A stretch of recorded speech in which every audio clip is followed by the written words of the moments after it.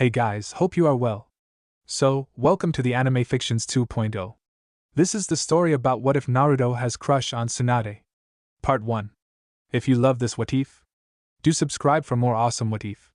Share with your friends and enjoy them. Check out the other videos I have created. Comment down your opinion. Share with your friends. So, without wasting any time, let's jump into the first part. Hey Jiraiya-sensei? What's a good gift for Auntie Tsunade? A young male's voice interrupted the peaceful atmosphere that had settled long ago in the area. The older male turned his head to glance at his student, slightly surprised to hear the boy show interest in something that wasn't shinobi related. Why are you asking, Naruto? It was indeed something to take note of, considering the boy wasn't exactly normal. The teen preferred to remain in isolation and loved silence. He wasn't much of a talker and generally only participated in social activities if it was, in his words, logical. The blonde possessed similar idealisms to that of the Aburame in Konoha. Considering his upbringing, it wasn't all that surprising. He was emotionally stunted due to the treatment by the populace in Konoha.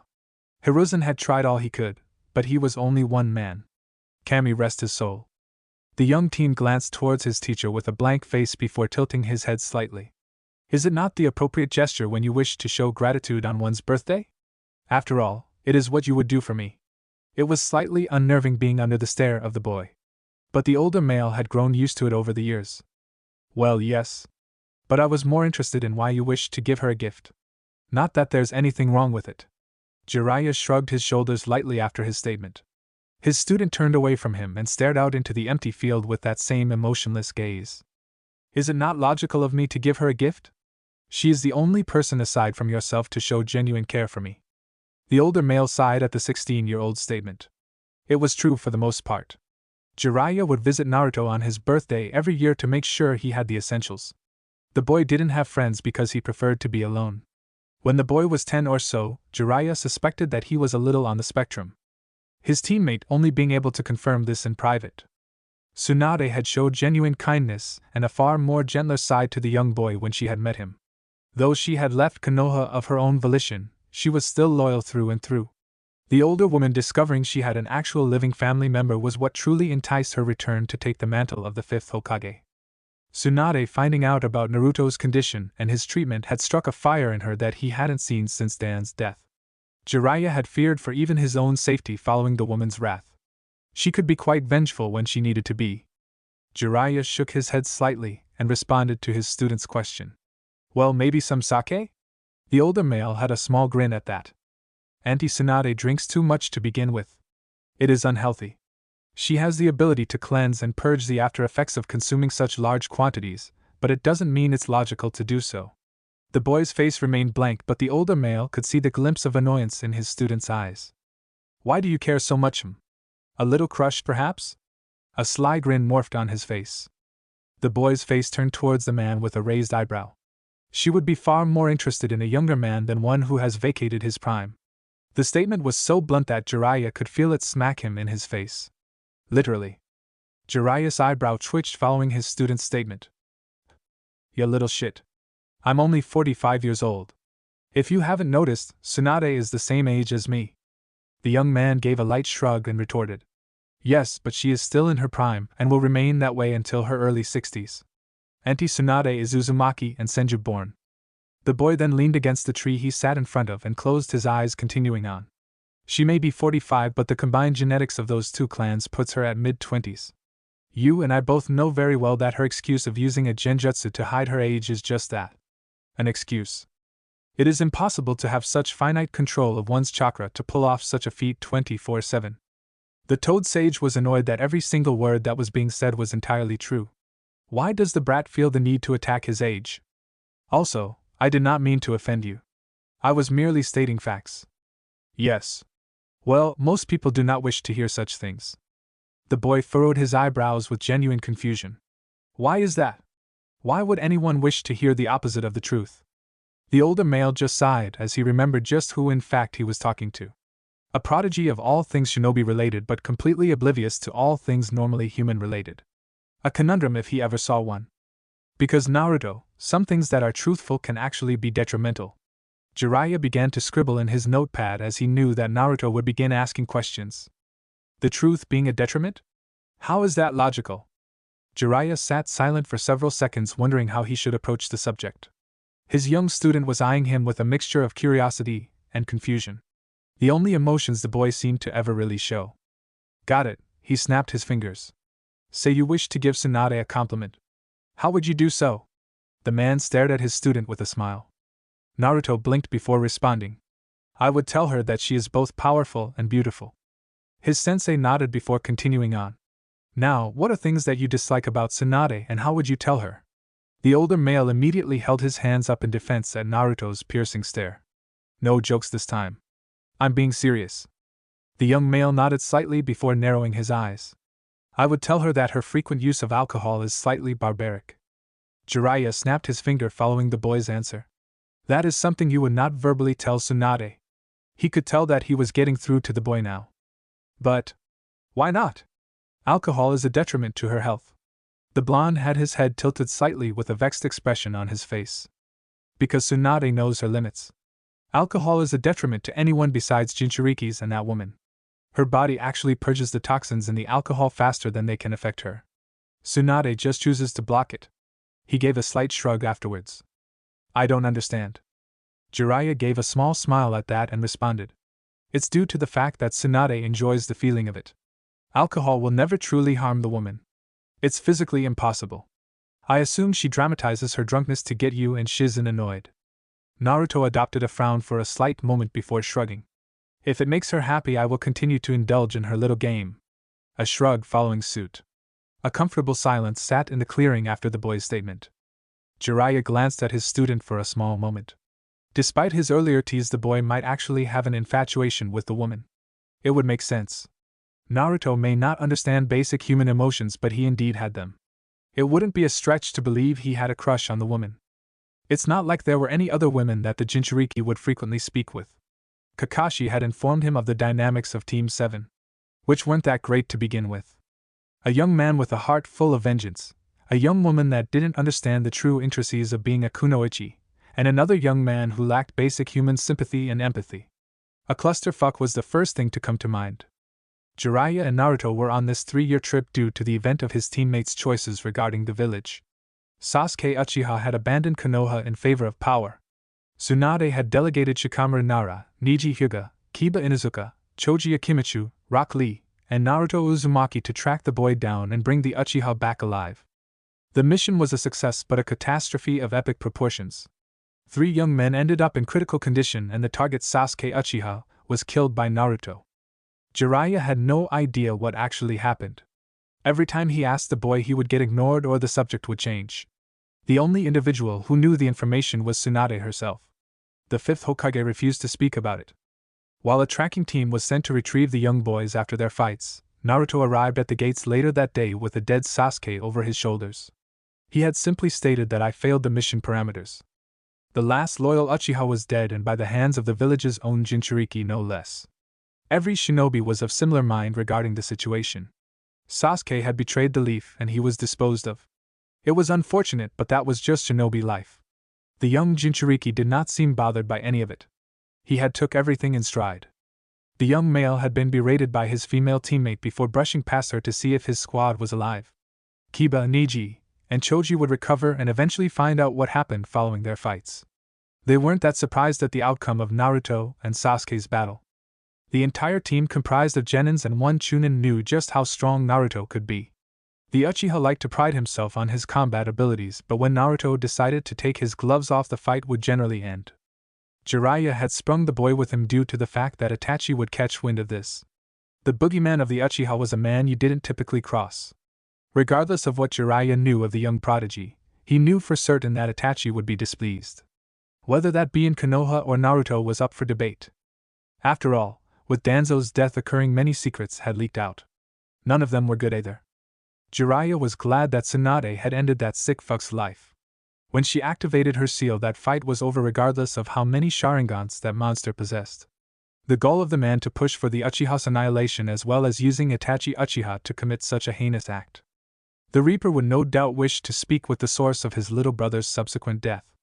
It was a big reason why the Toad Sage had convinced Tsunade to let him take the boy. Even if the situation was explained about Danzo's treachery, Jiraiya was uncertain about Itachi's course of action. It was better to be safe than sorry. The Akatsuki was another problem. A group of S-rank rogue shinobi united under a single banner. For what reason? The war veteran was uncertain. But it most likely had to deal with Jinchurikis. Anything regarding the Bijus was dangerous. If that group was actively targeting the host for the Bijus, then it was nothing but trouble. This trip would be over in a couple of months anyway. Tsunade was getting antsy. Her monthly messages that she would send regarding the progress, and Naruto himself, were beginning to double. He assumed they would triple when they got nearer to the date that they would return. The older man shook his head slightly before making his way to his feet. Come on, kid. We gotta make it to Kumo before sundown. The young man just nodded his head before following his sensei's actions. Break. Kumo was an interesting village to say the least. Many clouds hovered due to the mountainous region. The general vibe was always stern if Jiraiya had to put a finger on it. It was the most militaristic major village, so it would make sense. Stick close. Don't need you offending anyone and everyone you meet. Especially in Kumo of all places. The sage told his student. If they are offended by the truth, then kami smite me. What a world we live in where being right is wrong. The young male shook his head slightly and stuck his hands into his pockets. Jiraiya just sighed at the statement before continuing to the checkpoint that would allow them access to the village. Halt! A voice yelled out before the duo even made it to the checkpoint. Jiraiya had sensed them before they appeared, and judging by his student's lack of response, he did as well. A jonin from Kumo made his way to the duo. You are Jiraiya of the Sannin, yes? The man was glaring at the both of them as if they had done some world-ending action and brought destruction to the world. Jiraiya thought the man needed to get laid. Last I checked, I am indeed Jiraiya of the Sannin. Naruto could hear the snark in his sensei's voice. Seems he was genuinely annoyed about being stopped so close to the actual village. The young male just closed his eyes, uncaring of the entire situation. The man just seemed to glare harder at the statement, and what he assumed was disrespect from the blonde. His glare deepened, and he focused his attention on the young Jinchuriki. And you are? The scroll's information did not mention a boy tagging along. There was no mistaking the mocking tone in the man's voice. Naruto Uzumaki. The young male responded but didn't open his eyes. This man didn't bother him. He wasn't strong enough to pose a threat, nor was he threatening enough for the blonde to care. The Kumo jonin narrowed his eyes at the boy before sneering. Leave, boy. Else I make you do so. Jiraiya was half tempted to scream in frustration. This man was going to end up becoming roadkill.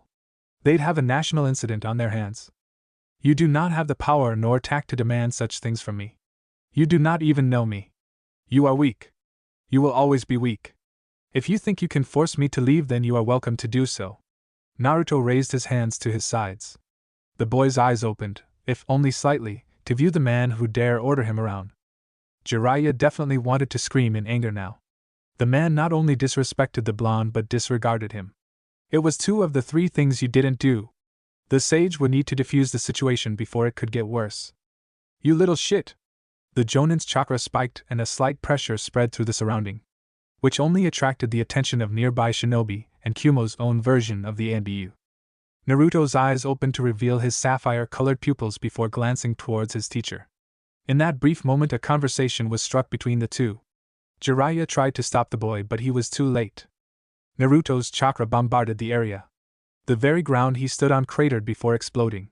Huge amounts of dirt, dust, and earth rocketed from his position. The pressure from the boy's release of chakra caused the jonin to blast away from the Jinchuriki. Jiraiya's shoulders sagged slightly due to the pressure.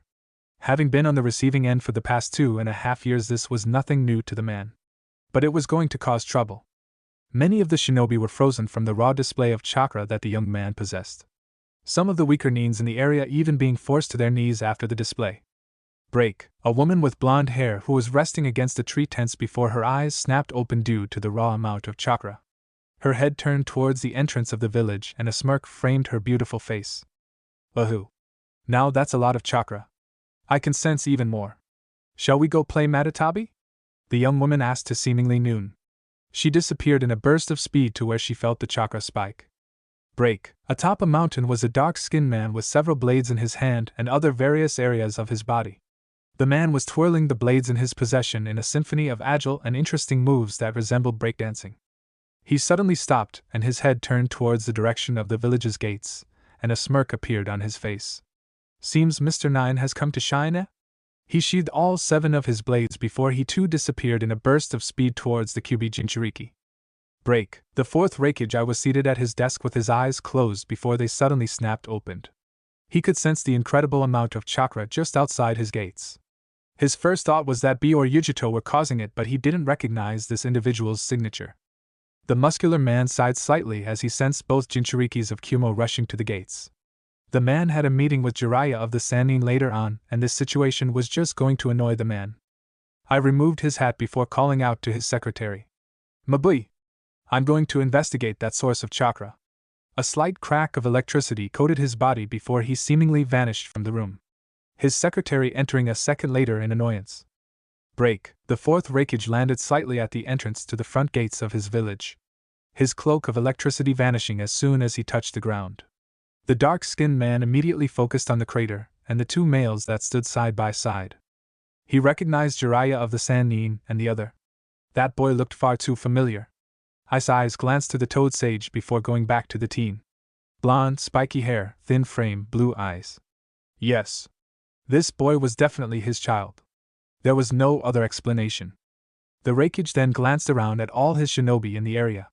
He had noticed the gigantic crater that stemmed from the young teen. It wasn't hard to guess that this boy, who was also his child, was the Kyubi Jinchuriki. The boy had far more chakra than even B did.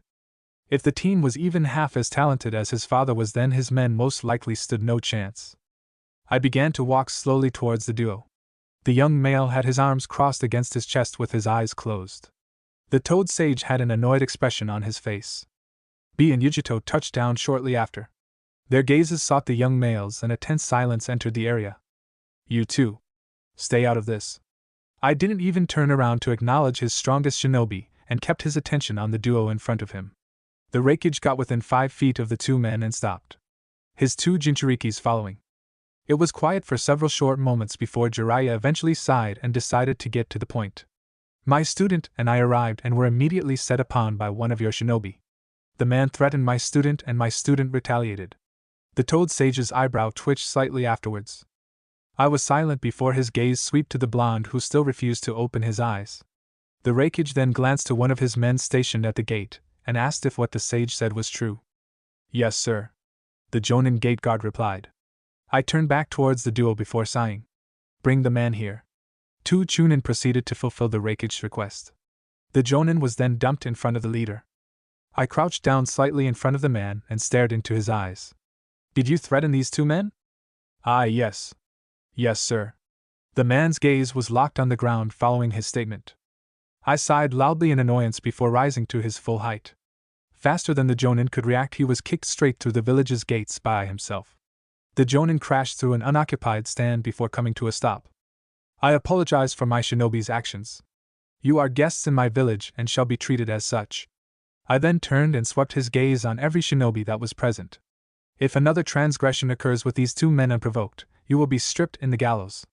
Do I make myself clear? A loud chorus of yes, sir, chanted throughout the clearing. The Raikage nodded once before turning his gaze back to the 2 men in front of him. I believe we have a meeting to get to Jiraiya. Your student is welcome to join. The dark-skinned man offered. The young blonde finally opened his eyes, retaining that same blank face the entire time. He glanced at the Raikage before looking directly at his sensei. I appreciate the offer, Raikage-sama, but I will have to refuse. Naruto bowed slightly to the man. I do not wish to intrude on personal affairs. If it is all right with you, I would like a training ground to meditate in. I glanced to the young male before setting his gaze back on Jiraiya. That is fine. But considering who you are and what you hold, I will need to have my shinobi watching you. The young blonde just shrugged while nodding his head. That is acceptable. Thank you for the hospitality. The boy was incredibly different from his father. That blank expression had remained the entire time since arriving. Either the boy had an amazing poker face that could put veteran shinobi to shame, or it was just his normal expression. Yujito adopted a sultry smirk. Is it okay if I am the one to watch the boy, Isama? The young male was definitely powerful. If there was one thing that Yujito loved besides milk, it was fighting strong opponents. I gave a low sigh before eventually nodding. Behave yourself. I will not repeat myself a second time, the man warned. Yujito gave a cat-like grin at his warning and focused her attention on the Kyubi Jinchuriki. I should be saying that to you, Naruto. Jiraiya stated. The young male just glanced at his sensei with his head tilted before shaking his head. The blonde began walking away towards the village gates with Yujito immediately pouncing afterwards. B. Make sure she doesn't cause trouble. I trust her, but you know how she is. The Hachibi Jinchuriki just nodded and turned his attention to the Toad Sage before nodding towards him and disappearing shortly after. This is going to be a long day. Jiraiya's voice was tired and exasperated. That seems to be accurate. I following suit. Come. Let's talk in my office. The Reikage gestured and both men began walking to the designated area. Break. Naruto and Yujito walked side by side through the village as she led him to her personal training ground. The boy was quiet and didn't seem to talk all that much, which wasn't necessarily a bad thing in Yujito's opinion. The boy was taller than her by a few inches and he walked with a confidence only veteran shinobi possessed. Considering the boy didn't look 18 years of age made the boy far more dangerous. Which again, wasn't a bad thing to Yujito. You're a quiet one, she stated as if fishing for a response. The boy didn't respond for several moments. The woman figured he wouldn't respond. I just prefer silence. It is coming to me. The boy lightly shrugged his shoulders following the statement. He was aware that the woman was similar to him. He assumed that she was the Nibi Jinchuriki. Yujito nodded her head at his statement. She assumed that he didn't mean anything negative by it. But he was a Jinchuriki that didn't belong to a village like Kumo. This village loves their Jinchurikis, taking pride and actually praising B and herself. The blonde couldn't imagine growing up in a place where everyone treated you like trash. I assume you didn't have the best life in Konoha, did you? The woman questioned curiously. The boy's head turned towards her before focusing back on the path. You'd be correct. I was ostracized and feared my entire life due to something I had no control over. The villagers believed me to be the actual Bija that devastated their home. A foolish notion. There was no emotion that Yujito could detect in his voice. No bitterness or anger came from him. The woman's eyes narrowed slightly. Could the boy's negative treatment be the cause? She didn't wish to say that he seemed slightly off, but you do not seem angry about it, the blonde questioned lightly. She was curious to see if she could get him to open up about the situation. After all, she didn't truly know how other Jinchurikis were treated. If you wish to know about my life in Konoha, you are free to just ask. Sensei says that I am emotionally stunted due to such negative human interaction. I do not understand basic human emotions. I also lack sympathy as well as empathy. The boy lightly shrugged following his statement. Sensei says that while I lack the understanding of emotions, I still have them, which often causes confusion. The boy turned silent after his statement. Yujito was surprised to hear such delicate information about the young man. Was he not worried about? No, he wasn't. He just informed her that he wouldn't understand. It meant that she would only know what he truly wanted her to know. Anything that was actually deemed important to the young man would never be revealed. Interesting. The young male also hadn't made eye contact with anyone since her arrival at the front gates. His eyes would remain closed or they would stray away from the face when talking. The blonde didn't lack confidence given his general stride, so it definitely wasn't that. ADHD? No. There were very little movements with his hands and fingers. He'd be fidgeting with a kunai if that were the case. Autism? Now that seemed more likely in her opinion. Just from her brief interaction she could tell that mentally something wasn't right. Not that there was anything wrong with that. Given his treatment in Konoha, it wouldn't be a stretch of the imagination to say so. It was unfortunate that someone who grew up a Jinchuriki like herself could be treated so inhumanly. The two Jinchurikis made it to Yujito's personal stomping grounds. She presented it with a slight tada, and the like. The boy furrowed his eyebrows in confusion at the statement. It is quaint. Away from others. Secluded. He nodded his head. It is nice. Which looked entirely too weird due to his blank face. The boy began to walk to a nearby tree and planted himself in front of it. He rested his hands in his lap and then closed his eyes. Yujito watched him the entire time. Once he was seated in front of the tree, it seemed like his entire body just stopped moving. It was fascinating. Was he even breathing? It didn't look like it. A distinct calming aura settled in the area. The Nibi Jinchuriki noticed it almost immediately. This is nature chakra, Yujito. Matatabi's voice explained. He is a sage. An incredibly gifted one as well. He is able to juggle his own chakra as well as the natural chakra that is ever flowing in the world. It is incredibly rare and difficult for you shinobi to achieve such a state. You can count the number of individuals to ever master the ability on one hand. Yujito was shocked to say the least. Her eyes narrowed as she noticed the pigmentation that surrounded the boy's eyes. An orange substance? Appearing around his eyes. There were several animals that seemed to drift towards the boy. Birds rested on his shoulders while several squirrels sat beside his knees. It was baffling and incredibly amazing to witness. Yujito had heard rumors of Jiraiya being a sage. Whether they were true or not was up for debate.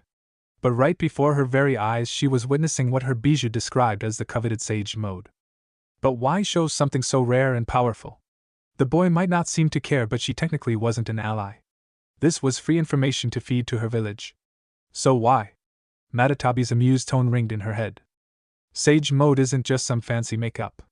You would be incapable of matching the boy in combat. He would crush you into the ground.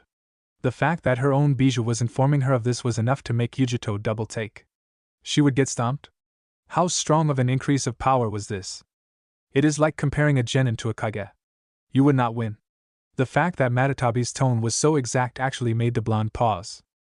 Naruto's eyes eventually opened and Yujito gasped at the change. He possessed a bar-like pupil similar to that of a toad while the actual color of the eyes were yellow. They were incredibly mesmerizing. The boy blinked and they returned to their sapphire tint. The calming aura vanished and subsequently the animals scurried away. The boy blinked several times before focusing on Yujito. There is 2 toad sages in this world. But there is only one toad sage who has fully mastered the ability. Yujito could easily assume he meant himself on that last bit. The action hadn't even took long. Several seconds and that power had came and then disappeared just as fast. Amazing. You are very forthcoming with such information. The woman crossed her arms against her chest. She wanted to see what he'd say. It is not like such information would truly be detrimental to me. Very few individuals in this world have gained the ability to wield nature chakra. No one is able to defend against it because no one can use it. The boy leaned against a tree and closed his arms. Just because you know I can use the ability does not mean you can beat me. You know nothing of what I can do with Sage Mode. Yujito didn't take offense to his statement. The boy seemed to just speak truths and facts. Incredibly blunt, yes, but truths nonetheless. Perhaps you would like to show me just what this Sage Mode can do then, The woman had a Cheshire grin adorned on her beautiful face. Regardless of how powerful her bijou informed her of his Sage Mode, she wanted to fight him now. The boy opened his eyes and stared at her with an eyebrow raised. That is illogical. Running headfirst into uncertain battles is never a good idea. But I like to fight. It gets my blood racing and my heart pounding. You would deny me such a fight? She had a faux hurt expression. The woman truly doubted it would work on the boy, but he did say that he possessed normal human emotions. He just didn't comprehend them. Naruto stared at the woman in slight confusion, which served to look incredibly adorable on his whiskered face. I did not intend to hurt your feelings. I am just perplexed at the reasoning. But if you wish to spar, then I will do so. My only wish is that you keep what you learned to yourself. Yujito blinked at that. She could agree to do so, but she could also lie and then later inform her Kage. You seem to be putting some level of trust into me. I could agree and be lying. The younger blonde just shrugged before responding. That is how shinobi life is. If you choose to do so, I cannot stop you. I was only asking for the sake of doing so. Eventually I will be forced to use Sage Mode in an actual fight. If I do not kill the person or if there are bystanders, then people will know of my ability. I am just delaying the inevitable for as long as possible. It made sense to Yujito. The boy was truthful with everything that came out of his mouth. That or he was just an incredibly amazing liar. That'd be something. The blonde eventually just settled on agreeing to his terms. She got to fight with someone with an incredibly rare ability, and all she had to do was keep it to herself? Why not? Though Matatabi seemed highly amused at the entire situation. Would she truly get stomped so easily? Only one way to find out. I agree then. Now let's fight. I want to see just how powerful this Sage Mode really is. Following her statement, the woman flared the entirety of her chakra, and similar to the boy's action earlier, the ground cratered and an insane pressure settled in the training grounds. Naruto was unaffected, it would seem. The boy closed his eyes for several seconds before gaining access to Sage Mode. The boy rolled his neck slightly before standing to his feet. Crossing his arms against his chest, he opened his eyes and stared directly at the Nibi Jinchuriki. I will allow you the honor of attacking first. Yujito gave a feral smirk before charging towards the boy. She was going to enjoy this immensely. Break, this is annoying to say the least, Jiraiya. I directed to the man sitting across from him in his office. You say the group is comprised of S-rank nuke nines? The man's arms were crossed in front of his chest. The white-haired man nodded grimly.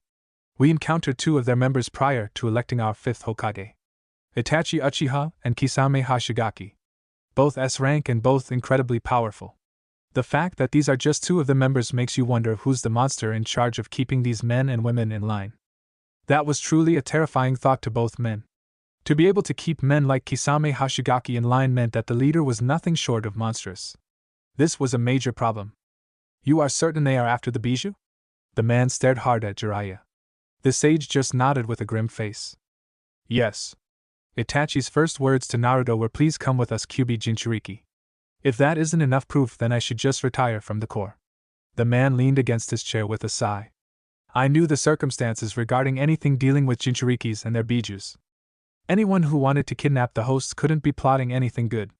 It was a shit show waiting to happen. Have you informed the other leaders? I was curious to see if Jiraiya had took the risk of allowing Naruto into IWA of all places. The white-haired man sighed at the question. I sent scrolls to all the other villages. Suna and Kiri responded as well as you yourself. We have informed the Mizukage and Kazekage. IWA remains to be seen. I'm certain my scroll was burned as soon as it entered. The man rolled his eyes in annoyance following the statement. Yes. Anoki is not only stubborn but a sore loser. There was a certain amount of humor in the Raikage's voice that made Jiraiya smirk. Akatsuki is a major threat at this point in time. I am not so foolish to believe that Kumo is indestructible. While I'm confident in our power, the title of S-rank is not given so easily. There are reasons for this. Jiraiya nodded his head in agreement.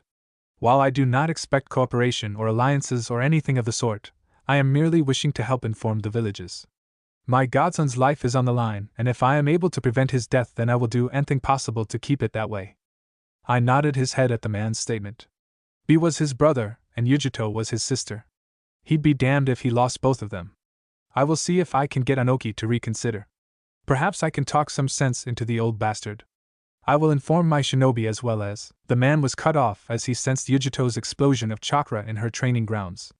The Raikage immediately frowned while Jiraiya's eyebrows furrowed. I stood still with his eyes closed, getting a feel for her chakra.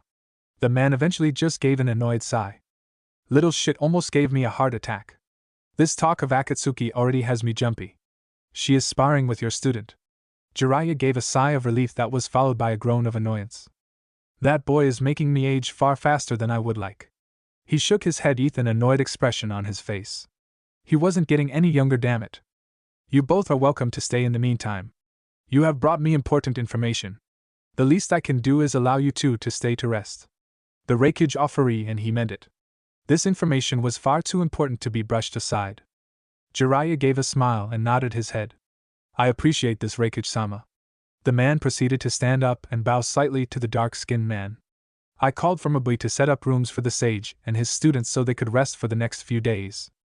If you want, I can explain to you what the definition of insanity is, Yujito-san. Naruto's monotonous voice stated in the training field. The boy's clothes were slightly scuffed with dirt, and a few drops of sweat ran down the side of his face.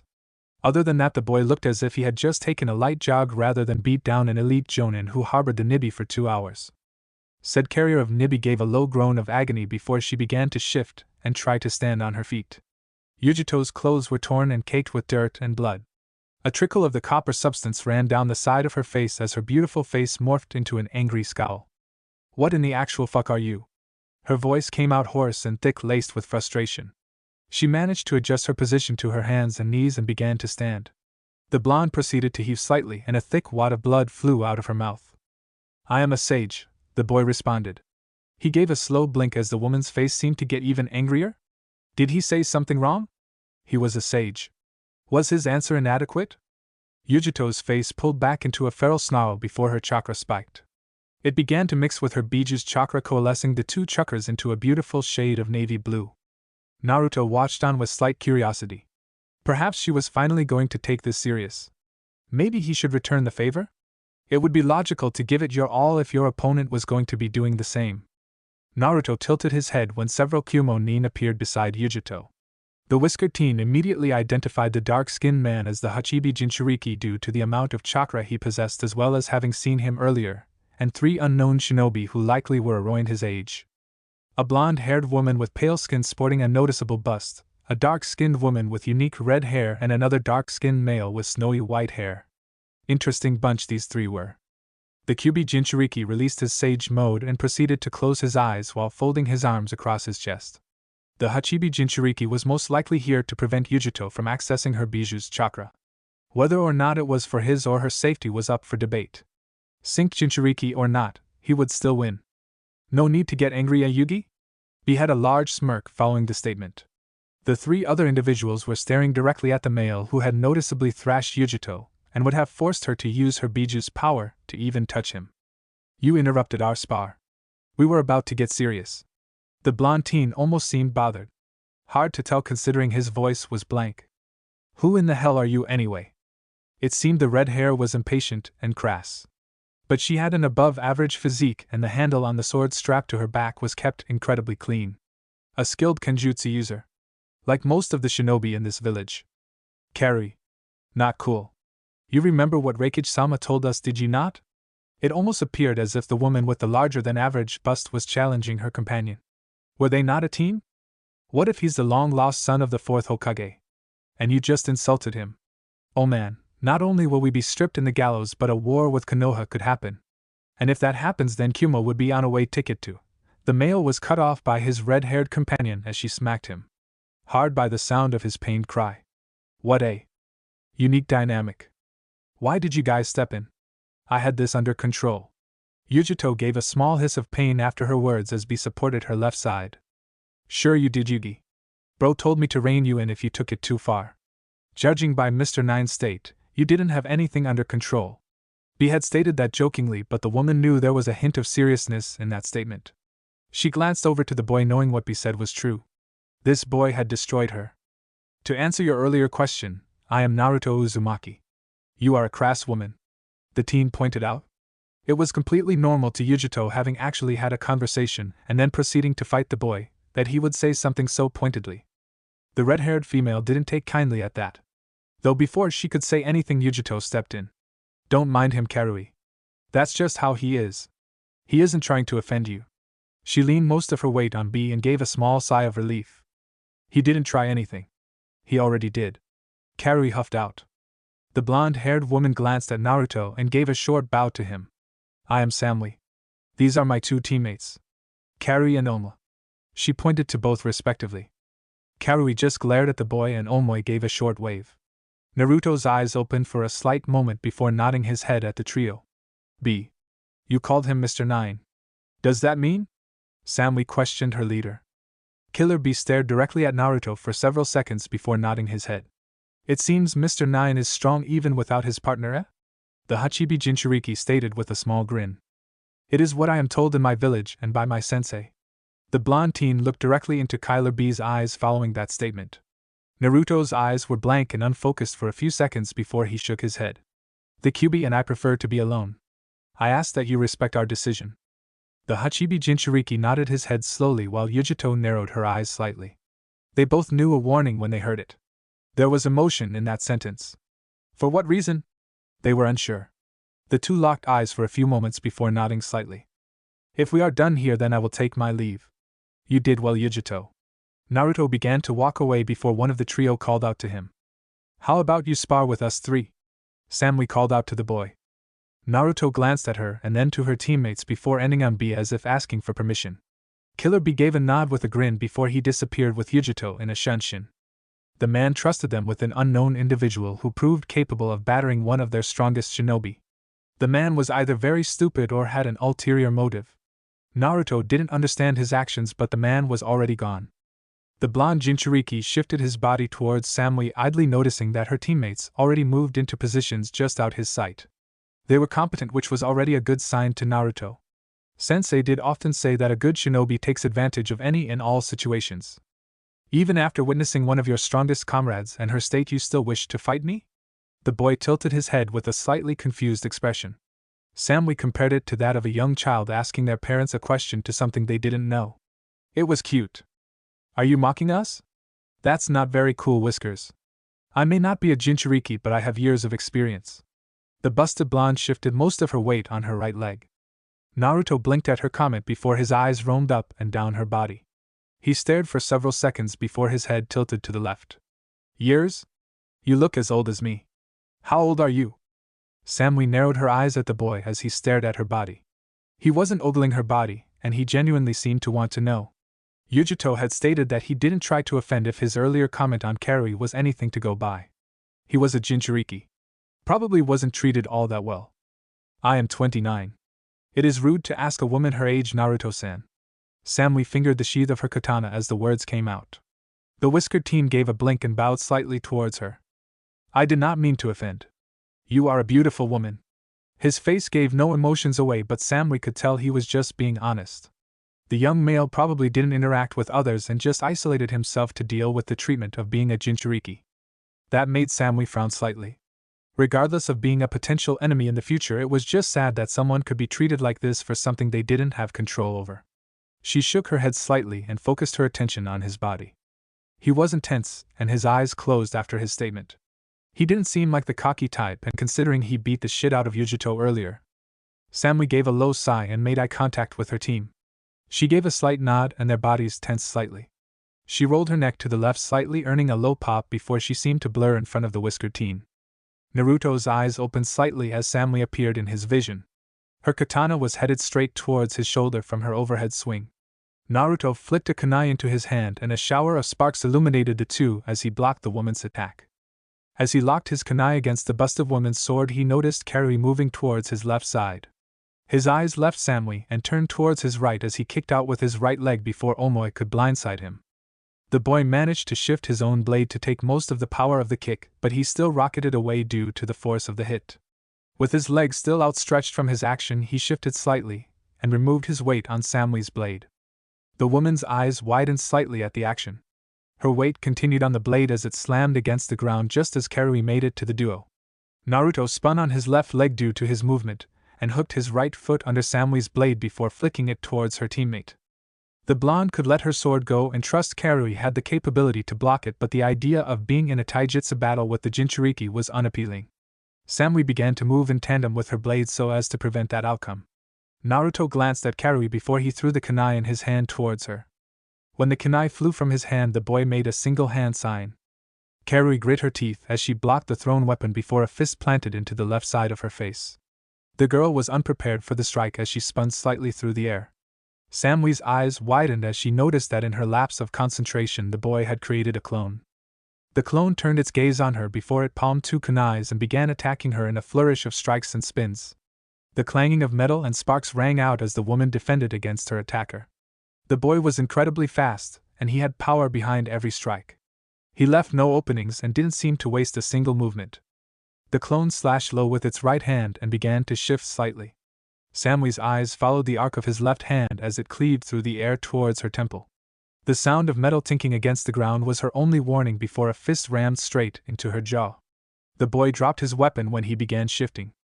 Due to his aggressive attacks, she could do little to defend against the punch. The woman's skull rocked slightly at the blow before she felt two hits follow up towards her abdomen. Spit launched from her mouth as the blows connected.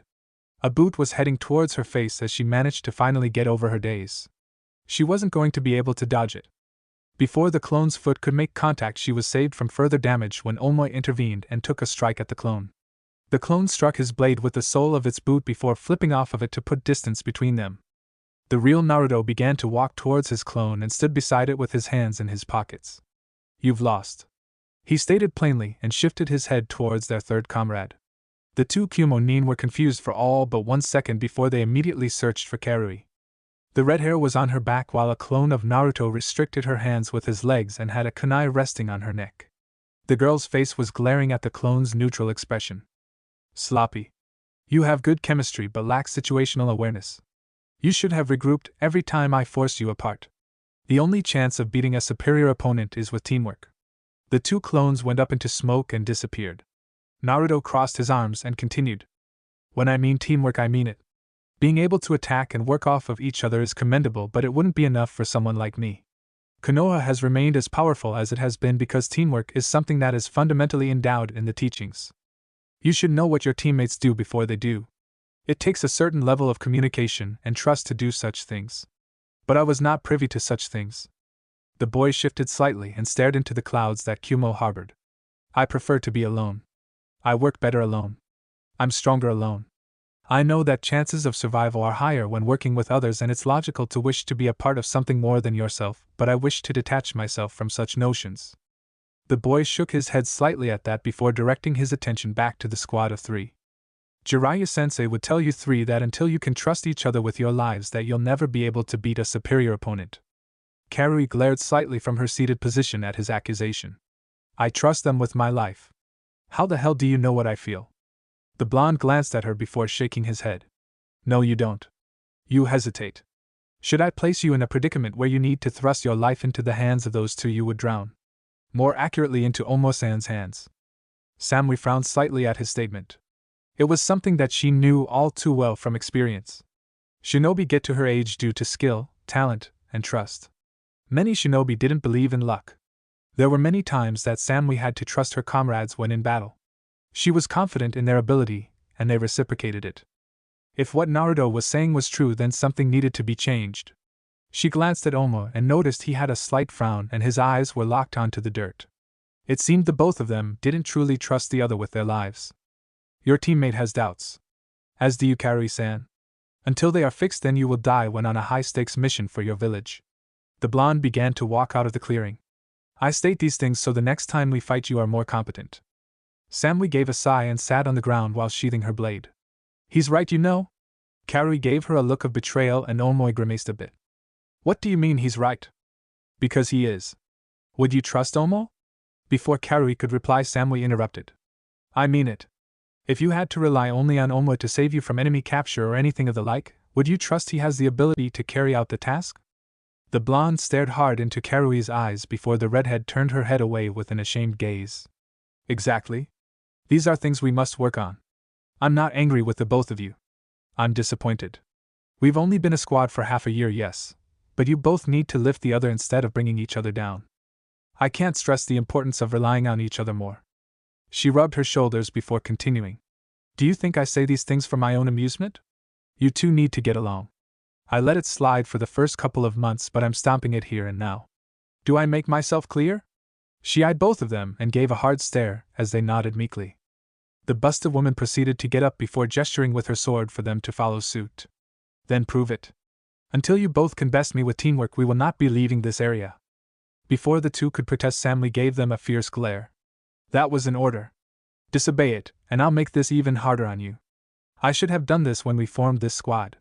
I will not sit by and watch you 2 die on the field because of a lack of camaraderie. Now shut up and ready your blades. Break. Naruto pulsed his chakra as he left the training ground. He immediately locked onto Jiraiya's signature and began to make his way to his sensei. As he began to make his way through the village, the boy's thoughts began to unravel and focus on a certain person. Tsunade Senju, or Auntie Tsunade as she preferred to be called. She had declared herself as his self-imposed guardian when he and Jiraiya were sent to retrieve her. The mission was a success. Naruto believed it so. The woman did return and indeed did take the hat. That was their mission after all. Of course, there were many stipulations following soon after. She was the Hokage, and she had made sure the village knew it. Hiruzen had been far more lenient in his reign as the Hokage, and more often than not things would be swept under the rug. But when Auntie Tsunade took the hat, things got dirty and bloody. She had dug into files upon files of many of Konoha's darker ploys that Hiruzen and Danzo had enforced. The woman wasn't stupid. She knew that every village had its more darker side, but Danzo was a different story. While Hiruzen had kept Naruto out of the crippled Warhawk's grasp, she knew it was only a matter of time before he would strike. Tsunade hadn't allowed that. She decided to handle it the, as she put it, Uzumaki way. By killing the man. Yes. It was that simple. She had even gone so far as to welcome anyone who would further challenge her rule to the hat. Abuse of power would lead to a revolt. Such a thing had merits, yes, but the shinobi of Konoha also had to realize who they were dealing with. That individual being Tsunade Senju. The woman who could cause earthquakes with kicks and topple mountains with punches. A woman whose spirit was alight with flame after meeting Naruto. The blonde teen didn't truly understand the significance of their meeting at the time, but Jiraiya-sensei had tried to explain to him the importance of it. Thousands of shinobi against a single woman seemed reasonable, yes? Incorrect. Against Tsunade, numbers were irrelevant. She was still in her prime. The Sannin were famous for a reason due to their strength. Many shinobi liked to believe that Jiraiya or Orochimaru were the ones to be feared, but only true shinobi knew the danger that the medic presented. It was why Orochimaru retreated when Tsunade truly got involved in the fight. Kabuto had been heavily damaged by Naruto, and their only chance to truly survive was to turn tail and escape. It was unfortunate that the snake managed to get away. It would have been quite a large sum of money to get if his head was turned in at the bounty boards. Another day perhaps. Naruto was confident that the snake wouldn't be able to truly match him. After all, Sasuke was dead and he had no true vessel. It would only be a matter of time before someone decided to kill the pale bastard. Entering the hotel, Naruto made his way to his shared room with Jiraiya and opened the door. The blonde stopped at the door and gazed into the room with mild confusion. He hadn't done another cursory pulse of his chakra after the initial one. So the fact that a woman was now in their room was surprising. Even more so considering she wasn't glaring at his sensei. She possessed snowy white hair that complemented her dark skin. She was a beautiful woman. Naruto slowly blinked and just shook his head while bypassing the scene and heading directly into the bathroom for a shower. Not even bothering to greet the woman or his sensei. The woman raised a delicate eyebrow as the shower head turned on. "You have an interesting student, Jiraiya-san." The older male just smiled as he continued scribbling on his notepad. "Yes, he is. Naruto has an interesting and unique outlook on life." He ended it with that. It wasn't his place to inform the woman of his student's behavior. She could ask him herself. The room was quiet for several minutes following Jiraiya's statement, with the occasional noise of a pencil scrawling over paper. Mabui closed her eyes and rested against the chair she sat in. I had informed her that Jiraiya and his student were to be treated as important guests. She was to be their guide for the next following days to ensure things were to their liking. The woman didn't know why the Raikage saw these two as such important individuals, considering they weren't lords or delegates from other villages. Just two shinobi on a training trip. She gave a low sigh as the sound of running water cut off. A minute later, and the Toad Sage's student came out with a towel wrapped around his neck. The boy had no shirt on but was mindful enough to wear shorts. Mabui was thankful for that. "Giving a lady a free show, Naruto? Where are your manners?" Jiraiya's voice was teasing. "I have them. You are the one who is lacking in that department. This is my room." The boy proceeded to dry his damp hair with his towel. "She is also a shinobi. If seeing the skin of another male causes a reaction, then she is unworthy of her position, no?" He glanced towards the jonin and locked eyes with her. Mabui stared back with a calm gaze. The boy was lacking in emotion. The way he phrased his words had no mocking bite to them, and just seemed to state the obvious facts. She would indeed not be worthy of her title and rank if something this minor was thrown at her. "You would be correct, Naruto-san. Though I understand that I stopped by unannounced, it is still polite to dress properly and introduce yourself." She crossed her legs in her seat and watched in slight amusement as the boy tilted his head. The blonde gave a slight nod before picking a scroll in the bed and unsealing a new change of clothes. He proceeded to put on his shirt and introduce himself. "I am Naruto Uzumaki. Forgive me if I offended you." The blonde slightly bowed to her following his statement. The dark-skinned woman waved her hand dismissively at his apology. "It is fine, Naruto-san. I am Mabui. I am to be your guides for the remainder of your stay." The boy stared at her face for several seconds before his eyes roamed down her body. Mabui raised an eyebrow at his blatant actions. "I'm starting to see the logic of your statement, sensei. I have indeed noticed that every kunoichi is in fact beautiful." The boy nodded his head slightly before taking a seat by the window of the hotel room and staring outside. "I never lie when it comes to women, Naruto." The man continued writing but had a larger than normal grin adorned on his face. "I'd believe you if Auntie Tsunade hadn't punched you through 4 walls on our first meeting. You were ogling her body then, and you continued to do so even upon our departure from Konoha." A heavy pressure appeared in the room following his statement. Mabui's eyebrows furrowed in confusion after the boy's statement. The room was deathly silent, and there was a tension that made the woman slightly uncomfortable. The scribbling of Jiraiya's pencil stopped, and he immediately fixated his gaze on Naruto. If Jiraiya had any uncertainties about the boy's infatuation with his teammate, then they were dashed immediately. It seemed his student wasn't even aware of what he was doing. Jiraiya began to glance around the room and noticed that the walls were beginning to shake and the floor was starting to creak. Mabui grimaced as the boy's chakra began to seep out in concentrated pulses. Whatever was going on wasn't good at all. Naruto. Stop. Jiraiya's voice was firm. The pressure stopped increasing, but it didn't disappear. The blonde continued to gaze out the window, but his eyes were lit with anger. If you were any other person, you'd be dead. The blonde's tone was layered with acid as he practically spit the response out. If there was one emotion that Naruto was truly intimate with, it'd most certainly be anger. Anger was a simple emotion even in its various subforms. There was no confusion when a cloud of hateful energy wrapped around you. Naruto had plenty of it stored up in his body. The fact he was even able to master Sage Mode in spite of these facts was truly incredible. Mabui shifted uncomfortably as she sat in the crossroads of these two. Hearing the boy's statement was slightly worrying. Was Jiraiya going to push the issue? Is that a threat? Jiraiya's voice came out calm despite the tense situation. I don't make threats. Every word I speak is the truth. The boy continued to stare out the window and refused to even glance at the other occupants. Jiraiya knew a volatile situation when he saw one. His student was quite literally a ticking time bomb. Anything in regards to Tsunade was off limits. It seemed the boy was subconsciously channeling that same protectiveness that she did to him. The sage had teased the boy multiple times on their training trip about it, and he had noticed that every time he pushed it further, Naruto would display his emotions. The question now, though, does he push it further? You are upset, Naruto, Jiraiya calmly stated. It was for the best if he did not push it. The older man wasn't actually sure if he could truly subdue the boy should he choose to use Sage Mode. The abilities of a sage heightened your own power by leagues. It was literally comparing a genin to a Kage after the boost. His student didn't respond to the statement, but Jiraiya knew he was listening. Do you feel it? The older male crossed his arms slightly as he glanced towards the silent Mabui, whose entire body was tense. I prefer you not speak of Tsunade in my presence. Jiraiya narrowed his eyes at Razuhfy's statement. It was his own way of saying this makes me angry. It wasn't much, but he could work with that. And why is that? She and I are teammates after all. He noticed that Naruto rolled his neck slightly to the left while a breath vacated his body. He was getting agitated, it seemed. You do not respect her. The boy's hands began to curl and uncurl at timed intervals. Jiraiya was unaware due to the positioning of Naruto's body. Naruto's eyes began to bleed red as he stared out the window while his hands continued their repetitive actions. Why Auntie Tsunade puts up with your deplorable actions is beyond me. The pressure began to rise and the room began to shake again due to Naruto's anger. Mabui flinched as the pressure wrapped around her entire body.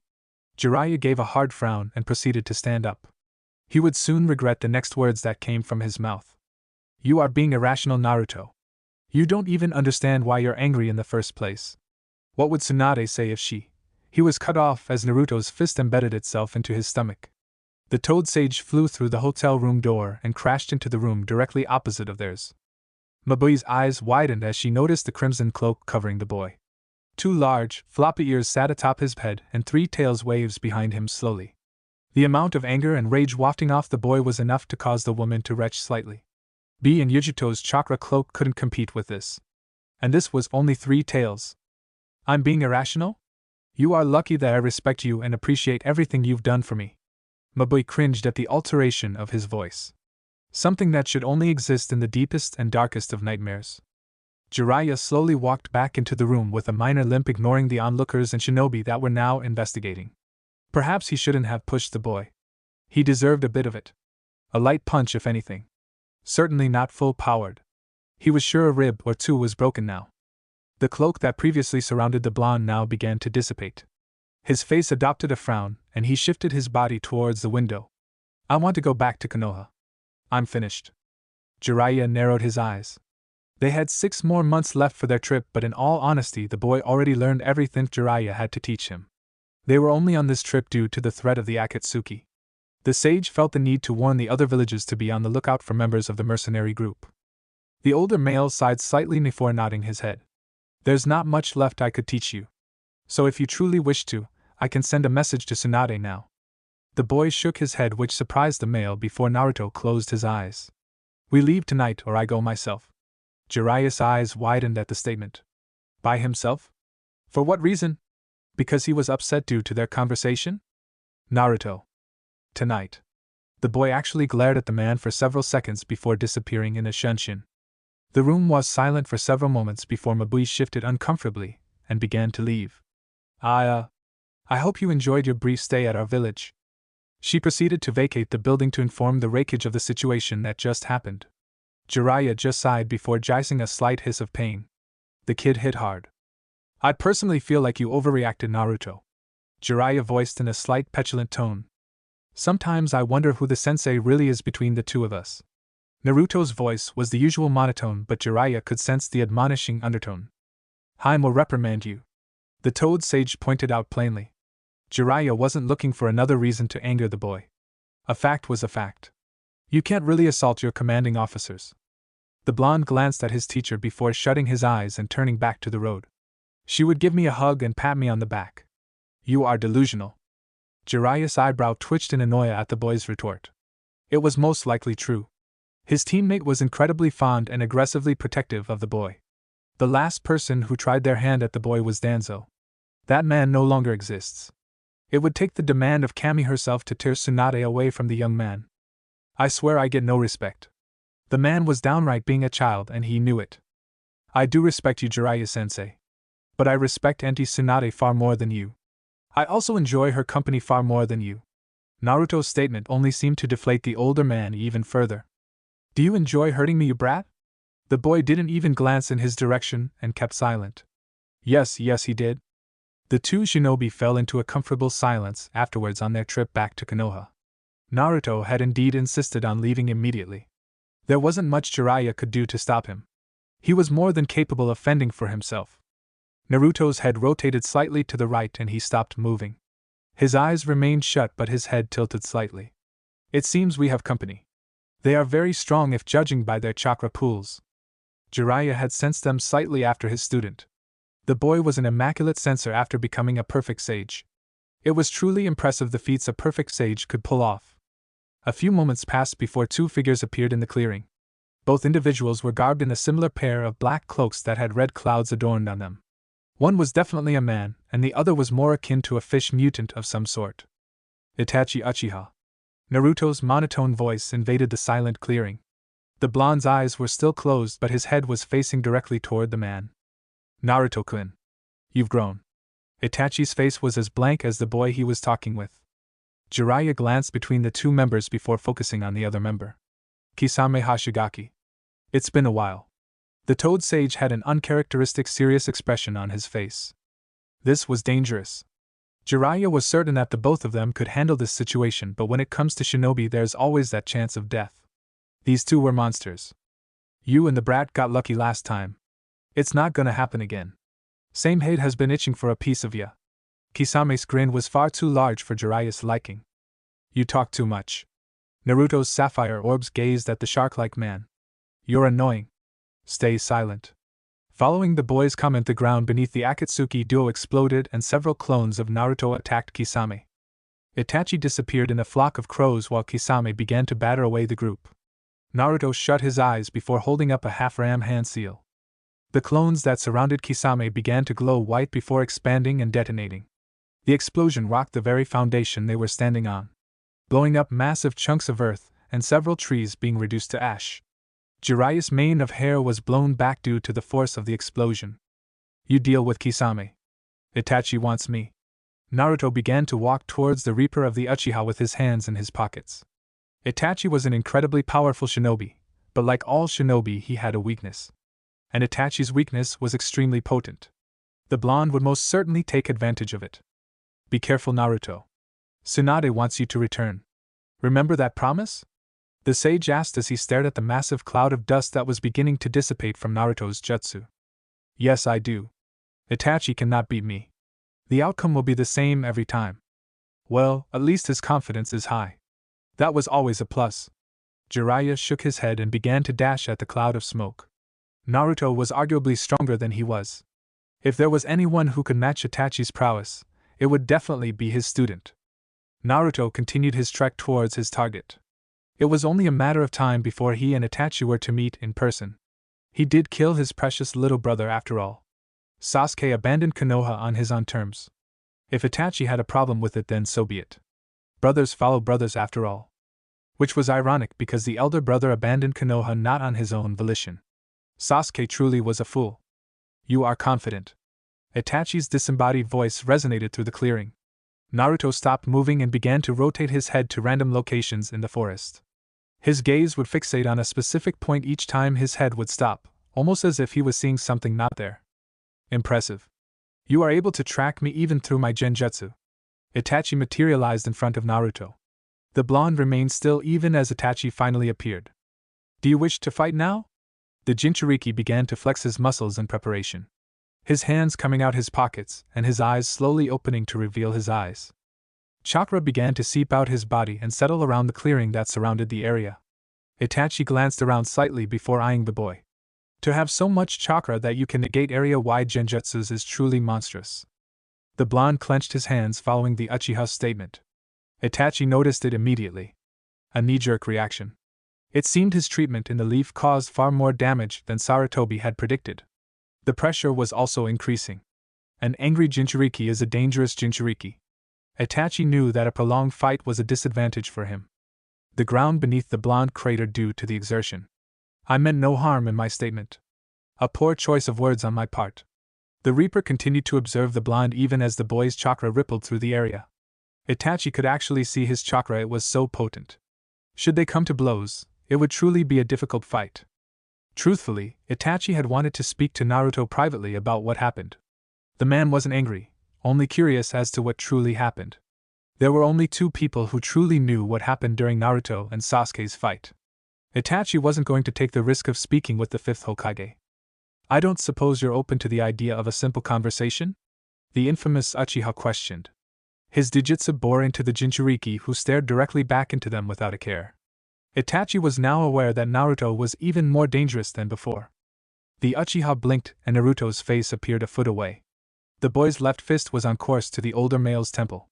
Itachi's Sharingan could see the air being physically split from the sheer speed of the Jinchuriki's punch. Blocking was absolutely impossible. He'd have to be on the defensive this entire fight and only redirect blows. Timing would be his only counter to such force and speed. Itachi stepped back as the fist sailed past his head. Before being able to retaliate with an attack of his own, he was forced to jump back as a clone appeared above the boy. A boot careening towards his skull that would take him out of commission should he be hit by it. The Uchiha's hands shifted through 7 seals in a single second. A stream of fire erupted from his lips afterwards. The force from the jutsu pushed him back in air to further the distance between the two. His crimson eyes snapped to the left as the boy yet again appeared directly in his blind spot. He knows the Sharingan's field of vision. Itachi weaved his hand and gripped the wrist of the Jinchuriki. He immediately twisted the appendage and pulled downwards while shooting his knee towards the boy's stomach. The blonde casually raised his knee, stopping the blow from making contact with his abdomen. Both prodigies locked gazes for all but a second. Naruto's foot curled around Itachi's ankle and he locked the appendages together. Itachi braced his body as the blonde crouched lightly on his remaining leg. The boy fell backwards and dragged the older male with him. The two shinobi were perpendicular to the ground as Naruto's foot sprang back towards his abdomen and shot out with terrifying speed towards the Uchiha. The Uchiha managed to direct the blow outwards using his palm. The foot still scraped the side of his hip and he was forced to relinquish the hold he had on the boy. Itachi was sent into the air due to the kick. Even after being weakened, he was still pushed airborne. Naruto placed a single hand on the ground to balance himself, and he flipped into a crouch and immediately rocketed towards the Akatsuki member. A giant fireball was sent in retaliation for his efforts. The blonde clicked his teeth together as the jutsu swallowed him whole before eventually imploding in on itself. Itachi landed without a sound and stared directly at the explosion. The male was well aware that it would take far more to even put a dent on the boy. Jinchuriki were durable and a single fireball would possibly only annoy him. Fighting an Uchiha is annoying. Itachi's gaze swept behind him and he stared at the boy who had not but a singe on his body. His arms were crossed and he was staring at the sky. You all fight the same. The boy shook his head and redirected his attention towards the Uchiha. The boy's hands came to rest together and Itachi felt a surge of chakra explode from the boy. It's only fair that I fight the same. Itachi's eyes widened as a tornado of wind exploded out from Naruto's body. He began to retreat as the wind tore through the earth. It shredded several trees to small bits of lumber as it continued to grow in size. The unknown jutsu was absolutely devastating. The winds were roaring with a hunger that could only be satiated with destruction. Then it began to move. The natural disaster was sent careening through the destroyed clearing, swallowing everything in its path and rendering the earth to dust from the razor-sharp winds that emanated from it. Itachi frowned as he thought of ways to deal with this predicament. The boy's jutsus were on a level of destruction that only someone like Pain could properly match. The Uchiha doubted the boy was even trying. His Dijitsu could see the hundreds of thousands of wind blades shooting out from the tornado. A tornado of pure wind with thousands of wind blades shrouding it in an invisible dome of microscopic-like needles designed to disintegrate. It was as magnificent as it was deadly. The older male knew that Naruto was exploiting his illness. The boy could easily keep him at bay with jutsus like this. He would either have to waste large amounts of chakra to subdue it or be forced to use his Susanoo, both of which were unfavorable to the Uchiha. His vision was already beginning to thin as it was. Using his Manjiko Sharingan would be his only saving grace, that is if he could manage to land a hit on the boy. The blonde's speed was incredible. Itachi's Sharingan began to spin and morph until it fully changed from the trio of tomos, with it now resembling a three-bladed shuriken. Red chakra flared around him as his Susanoo began to form around his body. It appeared skeletal in appearance as the skull bobbed slightly. A ribcage formed around Itachi which then extended upwards forming the torso while two arms shot out of the torso. After the full skeletal structure appeared, muscles began to form around the skeleton. The arms flexed slightly as a shield appeared in its right hand and a shield in the left. A headpiece appeared on the head as robes shrouded the being. There in all its glory was the Uchiha clan's ultimate defensive and offensive ability. The Susanoo's eyes glowed bright orange as it banged its sword against its shield. Itachi raised his arm and made a slashing motion as the celestial being mimicked his movements. The colossal being gave a roar before slashing directly into the tornado. The tornado held for several seconds before it began to warp in distortion. The sword cleaved through the jutsu a second afterwards and a massive explosion of wind detonated the battleground. It took half a minute for the raging winds to finally settle. Itachi surveyed the damage of the battleground. Truly monstrous. The explosion had cratered the earth a dozen feet directly down with a diameter of almost 20 meters outwards. I feel honored to witness the Uchiha clan's most powerful ability in action. Though, it's unfortunate it will be the last. Itachi's eyes tracked the boy's movement as he jumped out of the massive crater. The Uchiha immediately noticed the difference of the boy. Foreign chakra shrouded around the boy and his eyes were different. Orange pigmentation colored his eyes and his stance was relaxed unlike the previous exchange of fists. His pupils were toad-like in appearance with a horizontal bar. The boy's arms were crossed against his chest as he slowly began to make his way towards the ancient protector that was the Susanoo. If you somehow manage to survive this fight, then I will tell you how Sasuke died. Itachi's eyes narrowed at the statement. Was the boy truly so confident in his ability to best the Susanoo? The Uchiha motioned his Susanoo to attack. The Titan raised its sword high into the air before it dropped in the blink of an eye. The weapon of chakra sliced through the air so quickly that a sonic boom erupted from the force. The Susanoo's weapon made contact with the Jinchuriki, and an explosion of dust blanketed the area from the attack. The dust began to fade, and only then did Itachi truly begin to understand why the boy was so confident. The older male couldn't believe what he was witnessing.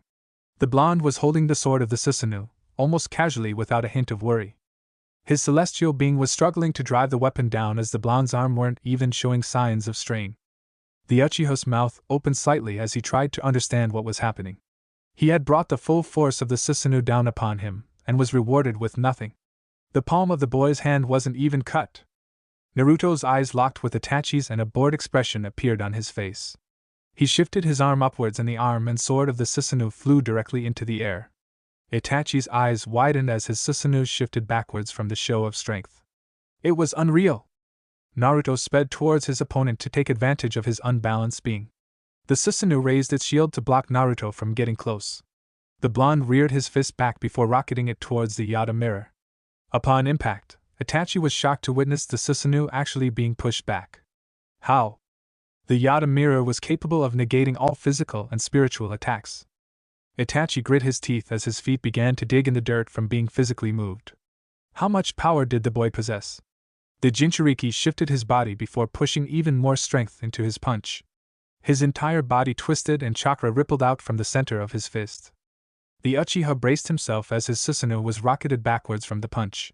The Titan flew for several meters as the chakra construct dug its sword into the earth to halt its movement. Immediately after, the Jinchuriki attacked again, though this time he came from above. The two locked eyes for a split second as the Yata mirror appeared directly in the line of sight. Naruto shifted his body and raised his entire right leg in the air. His foot crashed into the shield of the Susanoo with a force that rattled Itachi's teeth. The ground beneath the Susanoo exploded and Itachi gave a grunt of pain at the attack. The absolute power from the attacks was physically weakening his Susanoo and his body. Naruto's foot remained centered on the shield for all but a second before he raised his hand into the air. A Rasengan began to form in his hands before it started to expand in size. The spiraling ball of pure chakra soon grew to the size of a small house. Senpo, Cho Odama Rasengan. Naruto slammed the gigantic ball of rotating chakra into the uchiha's construct. The ground exploded out from beneath the Susanoo. Itachi's teeth gnashed together as he struggled to hold up the Yata mirror from the jutsu. The ball of chakra continuously grinded against the shield, forcing the Susanoo even further into the ground. Itachi's body shook in pain and blood ejected itself from his mouth. His body just couldn't handle the amount of punishment that was being bestowed upon him. He gave a grunt of pain as the robes of the Susanoo ripped off, revealing the muscular form of the celestial being. Naruto rotated his wrist 180 degrees and the ball of destruction began to swirl erratically and distort from his action. Wind chakra began to circulate around the overpowered Rasengan before the boy let the jutsu implode on itself. The blonde knew that his sage mode would protect his body from the blades of wind that would erupt. A gigantic explosion rang through the clearing. A mushroom cloud of dust skyrocketed into the air and settled in the entire clearing. The absolute devastation from Naruto letting his jutsu implode on itself was incredulous. The once green forest was now reduced to nothing but earth and soil.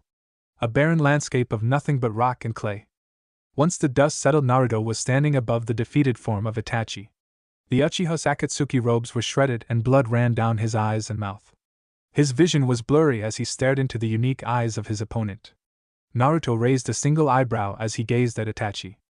He was impressed that the man was able to block one of his strongest jutsus, and actually survive. You didn't use Tsukuyami. Why? The blonde questioned out curiously. He crossed his arms as he stared at the Reaper of the Uchiha. He knew the jutsu was useless on someone like him, but he was still curious. Using such a taxing jutsu that isn't guaranteed to work is foolish. It is not as if my body could handle the strain it would give me. You exploited my illness as well as the weakness of the Manjikyu Sharingan. The Uchiha coughed up blood following his statement. The Jinchuriki proceeded to just stare at the elder male before shifting his weight. Your brother was a traitor, he stated out plainly. He was foolish and naive in his pursuit of power to avenge his clan.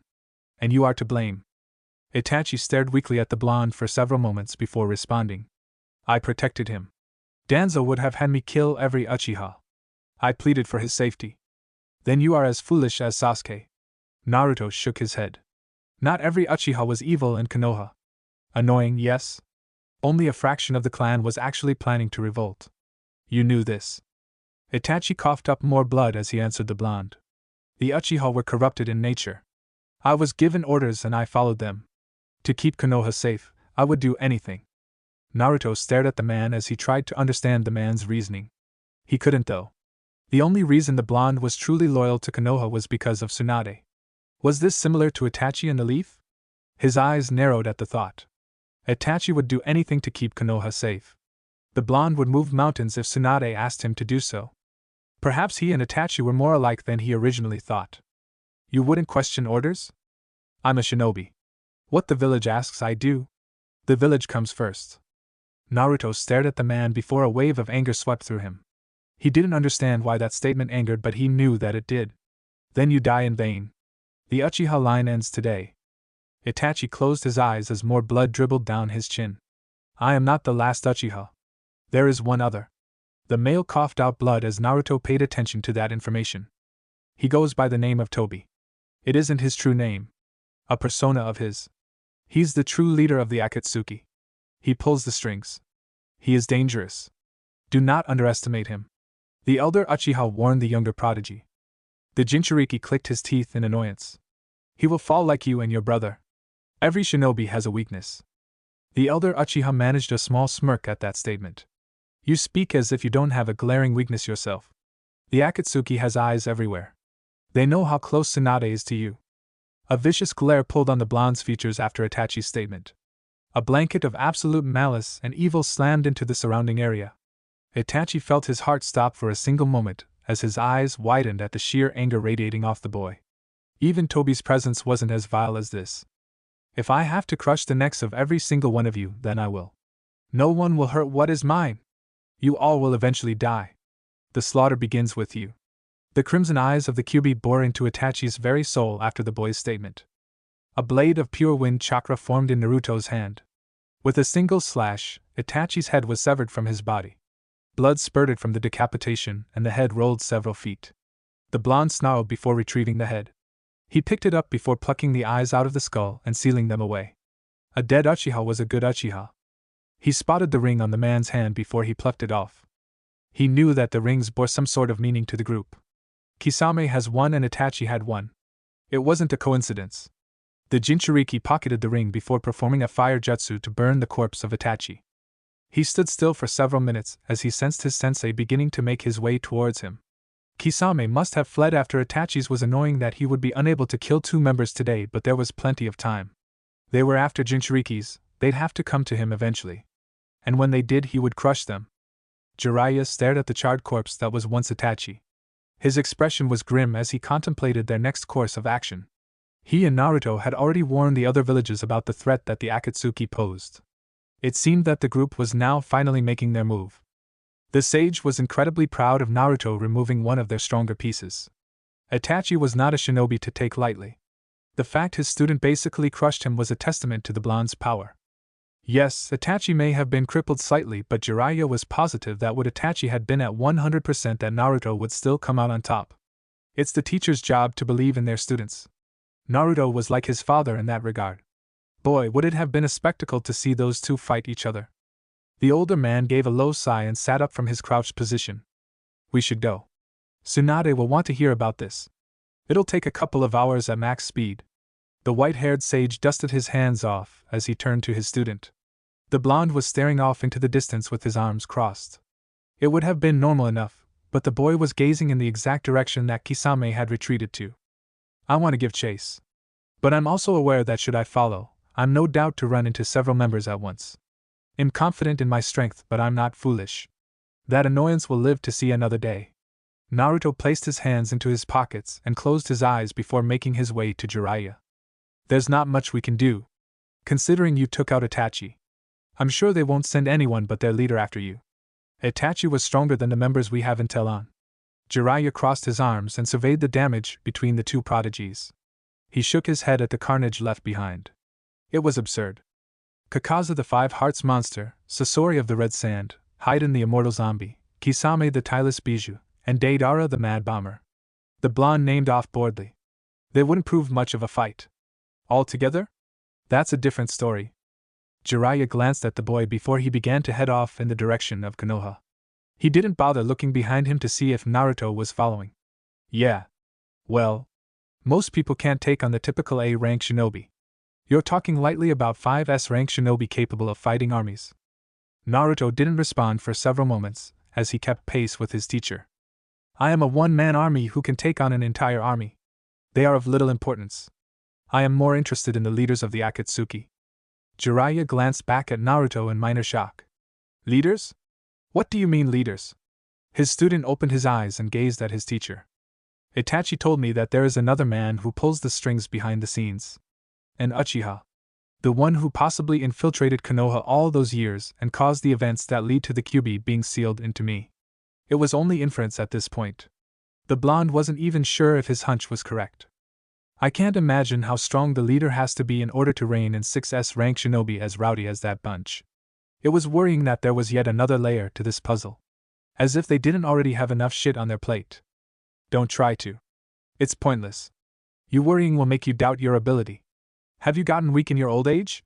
Jiraiya could actually detect some semblance of humor in the boy's tone. He was learning. Great. Wait.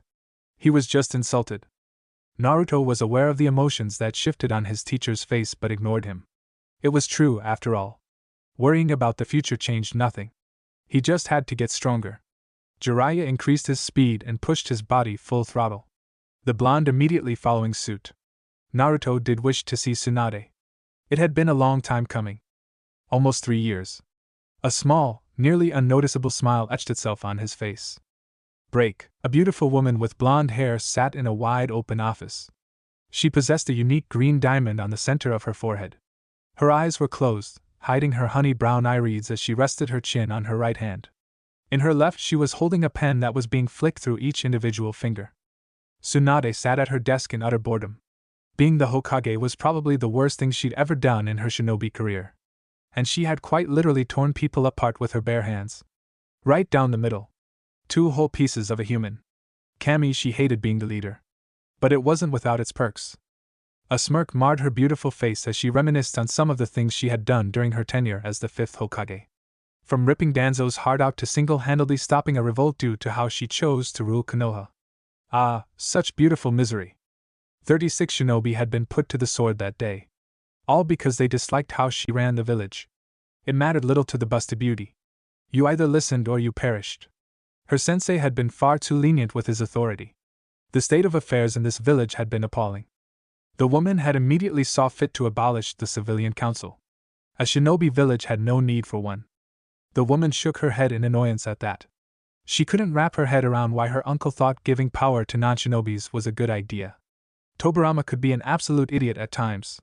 They had protested, but she of course stamped them down ASAP. Tsunade cared not for what they wanted. They'd listen or die. There was no third option.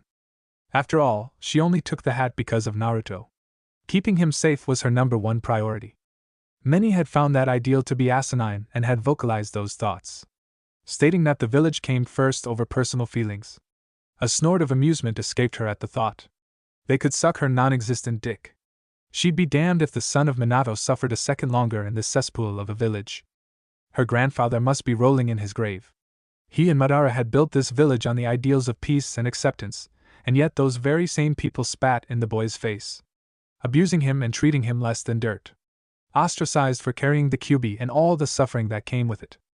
Had Minato and Kushina been alive, surely this village would have been purged for such insolence. Hiruzen did an awful job caring for the boy. She loved her sensei, but the respect she once had for the man was gone, allowing all this negativity to fester after Minato's sacrifice. The room shook as her anger made its presence known. He had allowed Orochimaru to escape, allowed Danzo to run amok and ploy behind his back, let Naruto suffer at the hands of this village and subsequently wiped the Uchihas from history. How? It was unfathomable to the blonde. Experimentations on the masses to the cultivation of Sharingans. Unacceptable. The desk she sat at exploded into 1,000 pieces of wood, the tiny splinters spreading across the room in disarray. Great. Now I'm pissed. Tsunade's eyes opened, revealing the beautiful light brown pupils that rested. Only now they were alight with anger. The woman stood up and began to walk to the window of the room, the hidden Anbu all cringing at the anger that wafted in the room. She flicked the windows open, which expectantly blew them off their hinges, practically eviscerating the wood and glass that held it together. The woman's arms crossed beneath her impressive bust as she stared out at the village that brought her nothing but anger and sorrow. If it wasn't for that whiskered little brat, she wouldn't have all this stress. She shook her head at the thought. No. She was just frustrated. It wasn't his fault.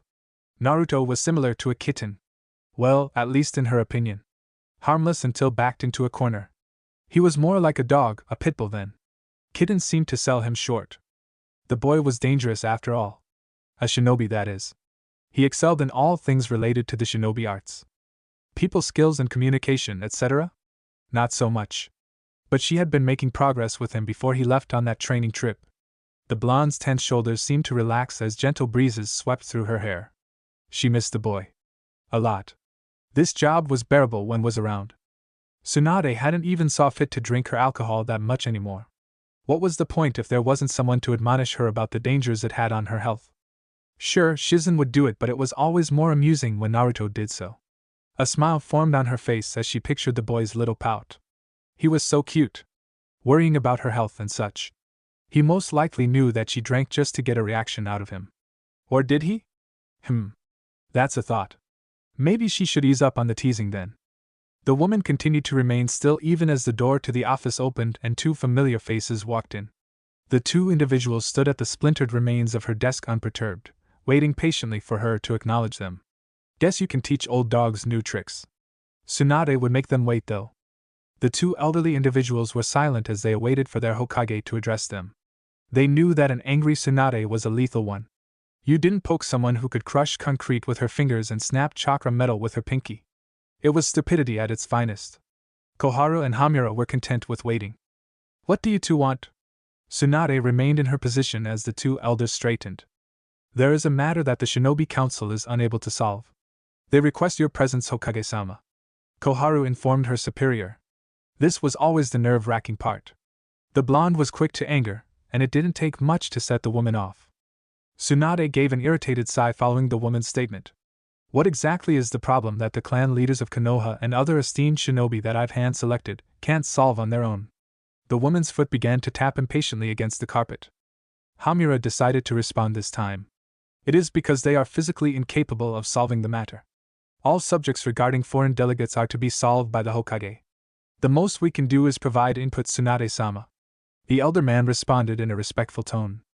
The blonde woman gave another irritated sigh before rolling her neck. Who is the delegate? So help me Kami if this is a waste of my damn time. The two elders winced at the unspoken threat. They were just the messengers. A woman from Sunagakure. She has a scroll with the Kazekage seal. That is all we were told. The woman said it was for your eyes only. Koharu bowed her head to Tsunade after responding. The blonde furrowed her eyebrows before giving a click of her teeth. Let's get this over with. I want to retire for the day. The busted woman began to make her way to the council chambers with the two elders following behind. It took several moments to reach the double doors of the chamber. Tsunade pushed them open with her eyes closed. She took slow, measured steps as she made her way to the head chair that held the Hokage. She decided to stand still in front of the chair and crossed her arms beneath her bust. The individuals in the room had ceased their conversations when the woman entered. Tsuni opened her eyes as she gazed at each individual. All of the shinobi in the room sat straighter as her eyes swept over each person. Her expression was one of annoyance as she finally made the rotations. Every clan head was in attendance as well as those of who she handpicked to be here. The Nara, Yamanaka, Akimichi, Aburame, Inuzuka, and Hyuga clan heads sat next to one another. Other minor clans such as the Karama and Hataki were also in attendance. Tsunade gave a short sigh before focusing on Tsum Inuzuka. Tsum, since I like you the most in this entire room, tell me what the hell is going on. I've heard the gist of the situation from the two fossils in the back. So tell me him? Her eyes bore into the feral woman's eyes, who submitted quite quickly by ducking her head. Tsum was happy that Tsunade at least liked her the most. So that was a plus. Of course, Tsunade-sama. As you're already aware of, I hope so, a delegate from Suna has arrived. We of the Shinobi Council are unable to discuss and solve matters that involve foreign delegates. We have no jurisdiction on the subject. The woman trailed off lightly as Tsunade's eyes scrutinized her. The blonde woman eventually rolled her finger for her to continue on. To which Tsum nodded her head at. Her name is Temari. Chunin rank. Prominent wind user. But you may remember her mostly due to the fact that she was one of the foreign shinobi that aided in the Sasuke Uchiha retrieval mission that occurred 2.5 years ago. She is currently waiting to seek an audience with you, Tsunade-sama. The feral woman bowed her head in obedience following her statement. The fifth Hokage pursed her lips before making a subtle motion with her pinky finger. Upon doing so, a woman in a cat-themed ANBU mask dropped directly beside Tsunade in a crouched position. Go get her. Now. The woman nodded and immediately disappeared to fulfill her task. A minute passed by before a sandy blonde-headed teen entered the chambers. Her ever-present battle fan was attached to her back as the entirety of the room gazed at her. She felt like a rabbit in front of a wolf den. Temari frowned as she gazed at the occupants. She really wanted to clutch her trusty fan right about now, but she'd possibly be cut down. There was some big fish in this room. Kakashi Hataki and Asuma Sarutobi being two of the few she recognized. Hey! You! Come here! Tsunade motioned with her index and middle finger towards the Suna Kunoichi. The blonde didn't have all day. She wanted to drink, and then take a nap. Temari swallowed thickly before making her way to the busty Hokage. This woman was far more dangerous than everyone in this entire room combined. The Suna Kunoichi could still remember the absolute monstrous pressure the woman released upon finding out that half of the team was in critical condition and Naruto had not been found or shown up. It was the single most terrifying experience she'd ever been through. Which was saying a lot considering her younger brother was Gaara. The older woman held her hand out expectantly. Temari fished the scroll out of her shirt before placing it in the palm of Tsunade's hand. The older blonde continued to stare at Temari for several moments as the Suna Kunoichi wilted under the gaze. The fifth Hokage nodded before prying the scroll apart and reading through the text. The woman's expression became more and more annoyed before she abruptly crumbled the scroll in her hands. Temari cringed at the angered look in the woman's eyes. How in the hell did she even grind the paper to dust like that? What the hell? The woman's fierce gaze found Temari's, and she withered at the look. My office. Now. Temari gave a light yelp before sprinting out the room. The fifth Hokage rubbed her temples and gave an annoyed sigh. You're all free to go. All of the gathered shinobi just glanced to one another before wisely deciding to leave. Not one of them was going to even entertain the idea of asking what was in that scroll. She had grinded the paper to dust. With one hand. Do you not understand how insane that is? Not worth the trouble. Not in the slightest. Tsunade began to storm her way to the office. She kicked the door off its hinges, which blasted through the now fixed window that she destroyed several minutes earlier. Temari jumped at the action as she stood on the broken remains of the previous desk, a new one also replacing the one Tsunade broke. Kami, this woman is insane. The busted Hokage stomped to her chair and sat down in a huff. After several seconds, the woman drew in a calming breath and went silent, her previous ire disappearing instantly. Temari swallowed audibly as she shifted slightly in place. She was dead. Dead. This is where her life would end. A horrendous stain of guts on the carpet of the Hokage's office. Truly a pity. A person silently made their way to the destroyed window of the office and sat in the open space. The male gave a curious blink and decided to just watch the scene. All the while the two blondes never noticing his appearance. The A and BU noticed him but made no move to inform their leader. The woman was irate. Not much else to say. Through gritted teeth, Tsunade began to speak. Temari-san. Please try to make me understand. I've no patience today. Speak. The woman's eyes were closed and Temari straightened up. She flinched as the busted woman's chakra began to flare slightly. As you know, Hokage-sama, my younger brother Gaara was made the Kazekage. But the village has not truly accepted his reign as they still remember how he used to be. She frowned in frustration after her statement and looked down at the floor, unaware that Tsunade's eyes had opened and now glimmered with sympathy. The Council of Suna controls most of what happens. Gaara has tried all he can, but until he can garner the trust of the populace, he is essentially just a figurehead. It doesn't change the fact he is the strongest shinobi in our village. This wasn't his doing. He was vehemently against the idea, as am I. She trailed off after her statement and shifted uncomfortably in the office. Sunda was quiet as she processed what the 19-year-old was telling her. She was aware that this wasn't the Ichibi Jinchuriki's doing. The boy was similar to Naruto in nature now. Quiet and usually emotionless. It's no wonder the two got along well. Her favorite brat had changed the boy for the better. And now look at him, leader of his village. And at such a young age as well. Impressive. The older blonde gave a low hum and rested her cheek on the fist of her right hand. Her eyes became half-lidded and she stared directly at Temari, who shifted at the predatory gaze. So, Suna's little council believes that I'll just bend the knee to their demands? With such little compensation? Temari shifted yet again at the woman's question. Well, this was getting dangerous. She loved her village with a furious passion even through the stupid decisions. She needed to mediate this before it got out of hand. If Tsunade wished to march her troops to Suna, there was little stopping her. Konoha could crush Suna with little to no effort. Naruto had already proven capable of beating Gaara. She wasn't sure if it was possible on her brother's turf, but the blonde must have only gotten stronger since then. I know that the conditions are not entirely favorable, but the village has little else we can truly offer. Surely there must be something I can do to dash. Tsunade's finger rested on Temari's lips, silencing her. The sandy blonde's eyes widened exponentially at the action. She hadn't seen the woman even move from her seat. The Hokage was staring at her with a far more gentle expression on her beautiful face. You do not have to do anything. I don't look like it, but I've been around for a while. I know how this shit works. A marriage contract binding our villages together is absolutely out of the question. I already know exactly who it is that they are asking for. The woman's gentle expression shifted into something far more terrifying. Naruto is the single most important person in my life aside from Shizune.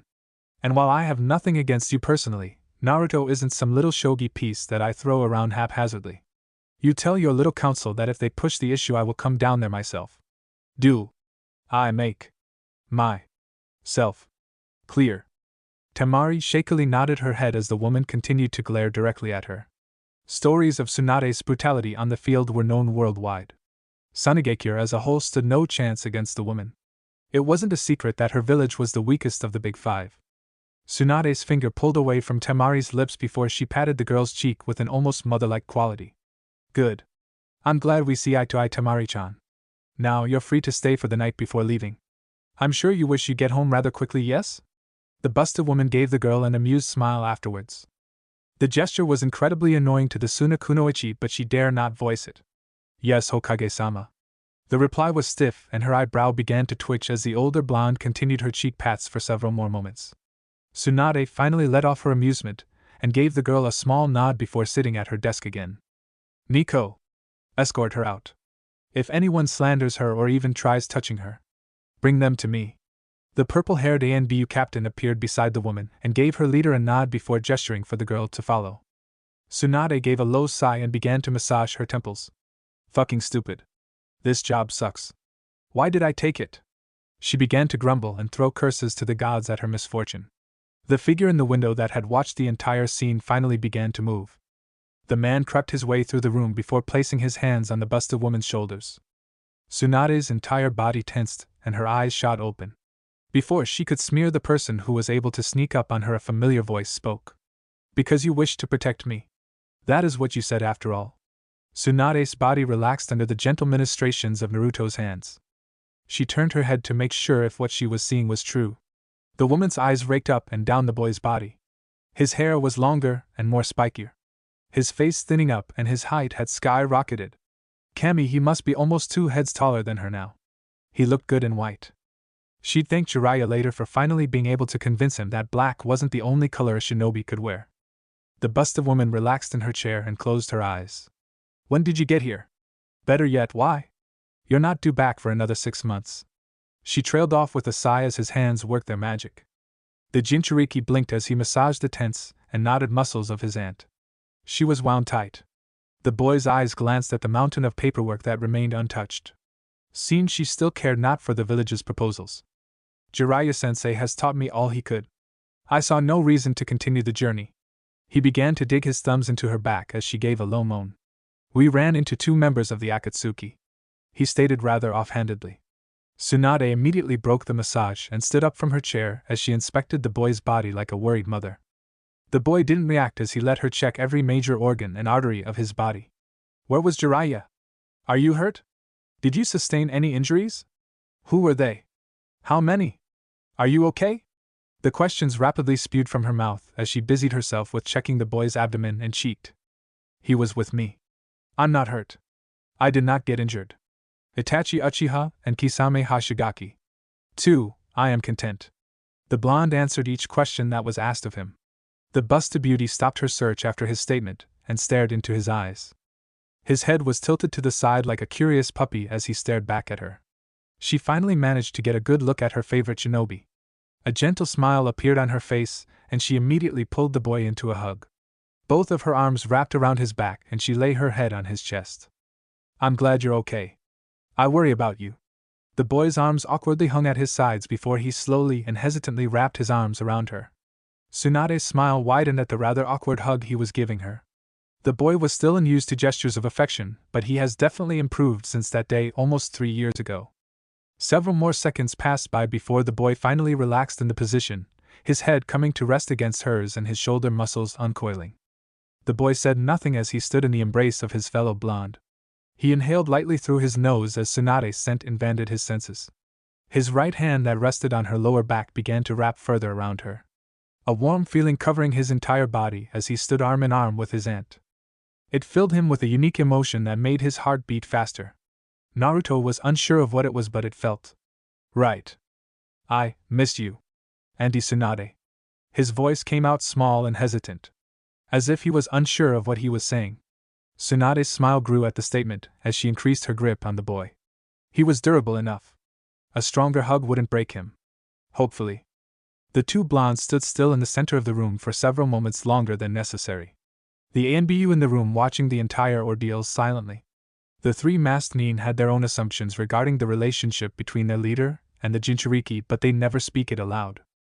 Only amongst themselves would the topic be brought up. At times, it seemed as if Tsunade cared a little too much for the boy.